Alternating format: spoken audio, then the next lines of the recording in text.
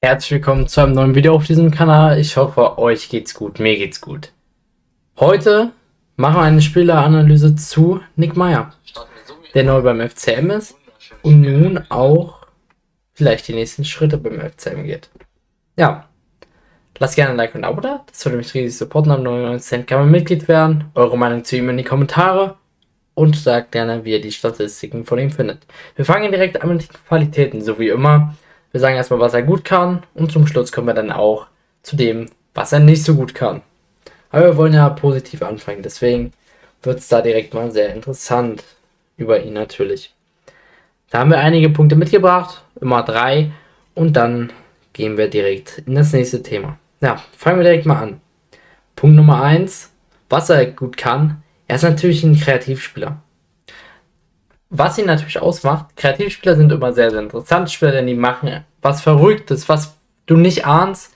Ähnliche Chipbälle wie Mo kann er dann spielen, kann sehr, sehr gute lange Bälle spielen.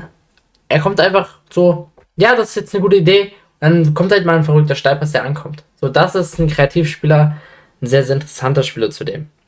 Zudem kann man auch sagen, er ist guter Dribbler, hat in der dritten Liga sogar bewiesen, und auch gezeigt, dass er definitiv in die Dribblings rein kann, die Qualität auch schon auf dem Niveau hat, in der Profiliga andere Spieler stehen zu lassen und damit auch zu beweisen, dass er einer der Spieler ist, die vor allem über Dribblings kommen und nicht über andere Passstärken oder was auch immer.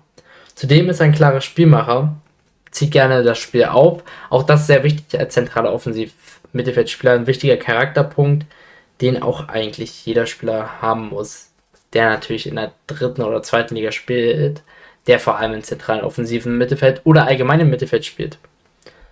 Zudem hat er eine gute Ballbehandlung. Ja, kommen wir damit direkt zu den Statistiken. Saison 24, 25, Nick Meyer. Ja, was hat ihn ausgezeichnet und wie gut war er denn wirklich? Habe ich schon mehrmals angesprochen. Denn Nick Meyer konnte jetzt nicht unbedingt überzeugen zuletzt in Hannover. Das lag aber auch daran, dass er sehr, sehr lange verletzt war. Hat gerade mal 13 Spiele für Hannover 96 2 machen können in der dritten Liga. Hier muss man auch sagen, in 499 Minuten und zudem den 13 Spielen gelang gerade mal ein Tor. Aber natürlich ist er auch noch 19 Jahre alt. Also kann man da noch ein bisschen Potenzial sehen, wenn man richtig hinschaut. Denn da wird noch einiges kommen von ihm. Wird erstmal über die U23 gefördert und dann werden wir ihn vielleicht in 1, 2 Jahren auch beim FCM sehen. Ja, jetzt stellen wir uns die Frage aber, wie kann er denn mit anderen Spielern aus dem Kader gegenhalten? Hier haben wir mal als gute Beispiele Falco Miche, der aus der dritten Liga kam, und auch El Zain, der aus der dritten Liga kam, genommen, die aber eine etwas größere Rolle bei ihren Vereinen gespielt haben. Aber dafür ist auch Nick Meyer noch ein bisschen jünger. Fangen wir direkt mal mit Nick Meyer an, denn da wird es sehr, sehr interessant. Ja, Nick Meyer. 13 Spiele, wie gesagt, hat er gemacht. 499 Minuten ist er dabei gegangen. 38 durchschnittlich pro Spiel. Also hat er etwa immer eine Halbzeit gespielt, kam oftmals als Einwechselspieler, beziehungsweise hat auch einige Spieler als direkter Starter gemacht. So viel war es aber nicht. Dabei kam er auf 4 gelbe Karten und eine rote Karte im letzten Spiel. Ein Tor hat er zudem zusätzlich erzielt. 19 Jahre ist er alt und hat halt, wie gesagt, langes Verletzungspech gehabt. Und das ist natürlich sehr, sehr schade. Damit machen wir direkt weiter mit El Zain. Sehr, sehr interessanter junger Mittelfeldspieler. Kam direkt auf 25 Spiele in der ersten Saison bei 22 Jahren. Das ist eine ordentliche Quote. 1133 Minuten ist er insgesamt gegangen. Das sind 45 im Durchschnitt, also immer ca. eine Hälfte. Auch das passt. Beispiele hat man da oft genug gesehen. Mal eine schlechte Halbzeit gegen Ulm, war direkt raus. Oder auch eine gute Halbzeit, wie zum Beispiel auch gegen Regensburg. Ja. Eine gelbe hat er bekommen, 3 Tore und eine Vorlage hat er erzielt. Das ist eine ordentliche Quote für seine erste Zweitligasaison. Vor allem, wie gesagt, weil er nicht unbedingt auffällig war in der dritten Liga. Kam mit Boschu, der sein Freund war. Mal gucken, nun ist er etwas alleine auf sich gestellt. Hat nicht mehr seinen Freund mit an der Hand. Mal gucken, wie es nun läuft. Ich kann mir sehr gut vorstellen, dass er beim FCM die nächsten großen Profischritte gehen wird und bald auch einer der Stammspieler sein wird beim FCM, wenn er sich weiter reinwirft. Nun kommen wir zum letzten, Falco Michel. Er ist der älteste von allen, 24 Jahre alt, kam von Dortmund 2, also auch ein Zweitverein. Mit 24 Jahren kam auf 24 Spiele in 425 Minuten, hatte also die wenigsten von allen dreien. 18 Minuten im Durchschnitt. 2 gelbe Karten plus eine gelb-rote steht da auf seinem Konto. Ja. Ein Tor konnte er dabei erzielen, gerade mal. Auch das ist eine nicht ganz so gute Ausbeute. Aber vor allem sein Tor war sehr wichtig gegen Köln. Da können wir uns, glaube ich, alle erinnern. Hat er einiges gezeigt.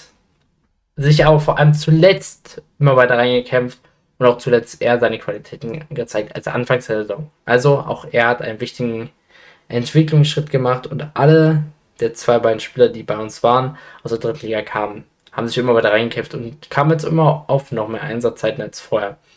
Mal schauen, was das wird. Mein Ranking persönlich ist aber jedoch klar. Erster Platz ist El-Zain, zweiter Platz ist Michel und der dritte für mich ist auch klar Meier. Meier kommt aus der dritten Liga, die anderen beiden haben Zweitliga-Erfahrung, haben gute Zweitliga-Erfahrung, haben auch zwischendurch gute Leistungen gezeigt. Meier kaum in der dritten Liga gespielt, auch das muss man klar sagen, wird nominell Dritter bzw. vielleicht sogar Vierter in der zentralen offensiven Mittelfeldposition sein. Nun kommen wir zu seinen Schwächen zum Schluss. Hier haben wir klare Schwächen. Er ist jung und unerfahren, das ist ein klarer Punkt, glaube ich, im Profifußball, den viele unterschätzen. Jung und unerfahren sagt auch was über die Körperlichkeit, nämlich er ist physisch schwach, kann sich also kaum mit den Herren messen, weil er noch so jung ist und kaum Körper hat, wird dann also oftmals eher weggepresst und dann verliert er halt den Ball. Das ist nochmal ein Prozess im Herrenfußball, deswegen hoffe ich auch sehr auf Regionalliga-Zeit und weitere, weil da ist es auch nochmal körperlich etwas anders. Für mich ist körperlich die stärkste Liga definitiv die dritte. Da sieht man immer wieder richtige Kracher-Mannschaften, die einfach nur hinten drin stehen und dann einfach nur mit dem Körper spielen. Das wurde vor allem in der dritten Liga eigentlich perfektioniert. Zudem muss man aber auch sagen, dass er keine Direkthilfe ist. Das ist ganz klar, das wusste man bei der Verpflichtung schon. Er ist für die U23 geplant, soll da die nächsten Schritte gehen, vielleicht dann nochmal ausgeliehen werden zu einem Drittliga-Team. Und dann schauen wir, was kommt bei ihm. Genau, das ist es nämlich. Schreibt eure Meinung an dieser Stelle gerne in die Kommentare, das würde mich sehr interessieren, so wie immer. Ich persönlich sehe Nick Meier als sehr interessanten Spieler, der vielleicht in den nächsten Jahren eine Rolle beim FCM spielen könnte. Jetzt direkt definitiv erstmal nicht. Kann ich mir nicht vorstellen, außer Fiedler fördert seine Talente weiter so gut. Das werden wir sehen im Verlauf der Saison. Und damit schreibt gerne einen Kommentar, abonnieren, liken, nicht vergessen, Glocke aktivieren, so verpasst ihr keine neuen Videos mehr. Und Kanalmitglied werden ab 99 Cent. Damit ciao Leute und euch einen wunderschönen Tag noch.